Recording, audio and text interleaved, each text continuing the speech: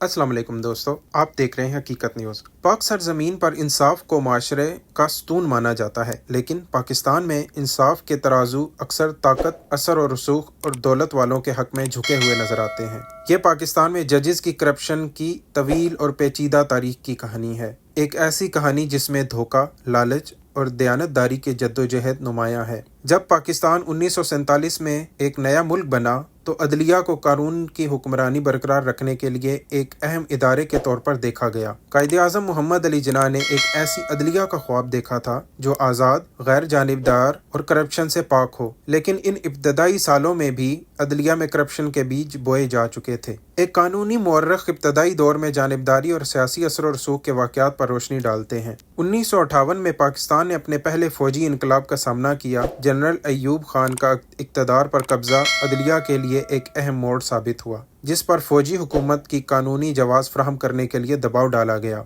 ज़रूरत का कानून, डॉक्ट्राइन ऑफ नेसेसिटी इस्तेमाल किया गया, जो पाकिस्तान के लिए आने वाले कई दहाइयों तक एक लानत साबित हुआ। अदलिया ने अपनी आज़ादी को मसलहत पसंदी की नज़र कर दिया, जिससे मुस्तकबिल के फौजी मुदाखलतों की राह हमवार हुई। एक रिटायर्ड जज ज़रूरत के कानून और अदलिया की आज़ादी पर इसके असरात पर गुफ्तगू करते हैं। 1970 की दहाई में पाकिस्तान ने जुल्फ़िकार अली भुट्टो का उरूज और ज़वाल देखा, जो एक करिश्माती रहनुमा थे, जिनका दौरे हुकूमत एक अलमिये पर ख़त्म हुआ। 1989 में भुट्टो को एक मुतनाज़ा मुकदमे के बाद फांसी दे दी गई।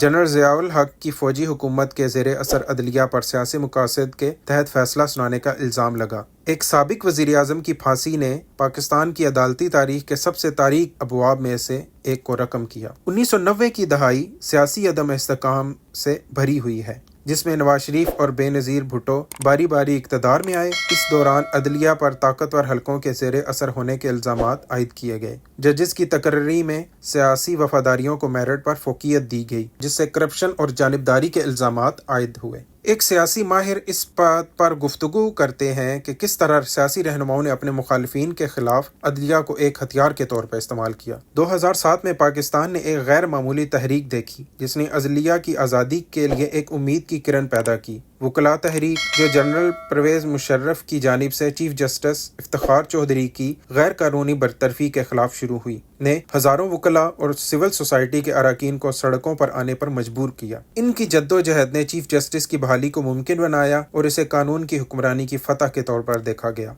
वकला की तहरीक की फतह के बावजूद पाकिस्तान में अदालती करप्शन एक बड़ा मसला बनी हुई है। रिश्वत के इल्ज़ामात से लेकर फैसलों की जानिबदारी तक के सवालात तक अदलिया को ऐसे मसाइल का सामना है जो अवामी एतमाद को मजरूह करते हैं। अहम केसेस अक्सर इस निज़ाम के अंदर मौजूद गहरे मसाइल को बेनकाब करते हैं। एक मौजूदा कानूनी माहिर करप्शन के जारी चैलेंजेस और इस्लाहात की ज़रूरत पर बात करते हैं। पाकिस्तान में एक वाकई आज़ाद और करप्शन से पाक अदलिया के क़याम का सफ़र अभी ख़त्म नहीं हुआ है। अगरचा कुछ पेशरफ्त हुई है, इंसाफ के लिए जद्दोजहद जारी है। ये ऐसी जद्दोजहद है जिसके लिए मुसलसल निगरानी, शफाफियत और कौम को इज्तमाई कुव्वत इरादी की ज़रूरत है। तभी पाकिस्तान की अदलिया इंसाफ की हकीकी मुहाफ़िज़ बन सकती है।